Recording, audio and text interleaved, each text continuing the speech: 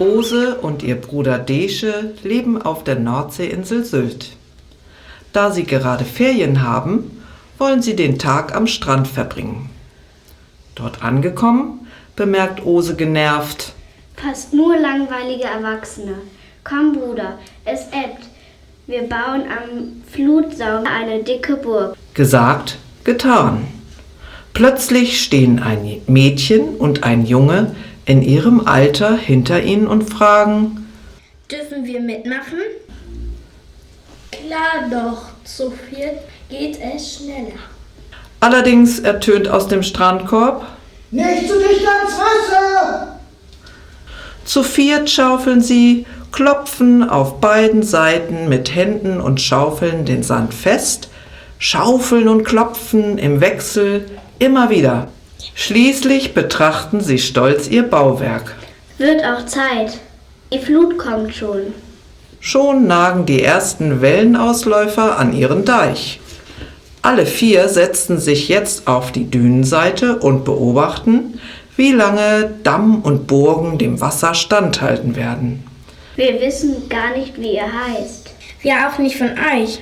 Wir können beim Vorstellen die Pause mit einem Schnellkuss Söllring füllen. Das ist unser Sylter Friese.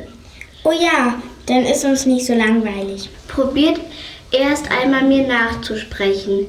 Ich jet Ose. Wat jeste?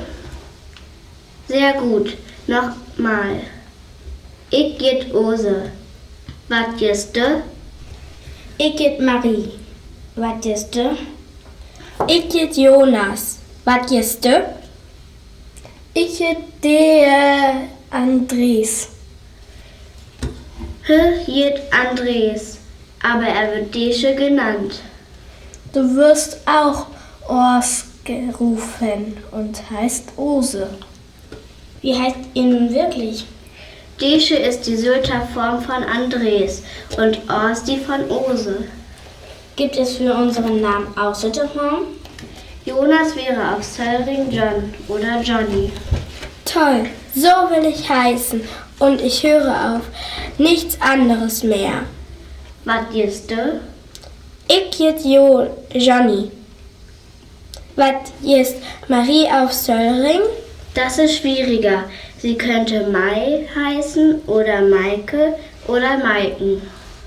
Ich jetzt Maiken. Damit wir uns das auch merken, wiederholen wir das. Vorstellen mit sylterfriesischen Namen. Ich jetzt Desche. Was jetzt du? Ich jetzt Johnny. Was jetzt du? Ich jetzt Maiken. Was jetzt du? Ich geht Ors. Du jest Maiken. Du jest Johnny. Du jest Desche. Der Deich bricht. Nun aber schnell die Burg retten.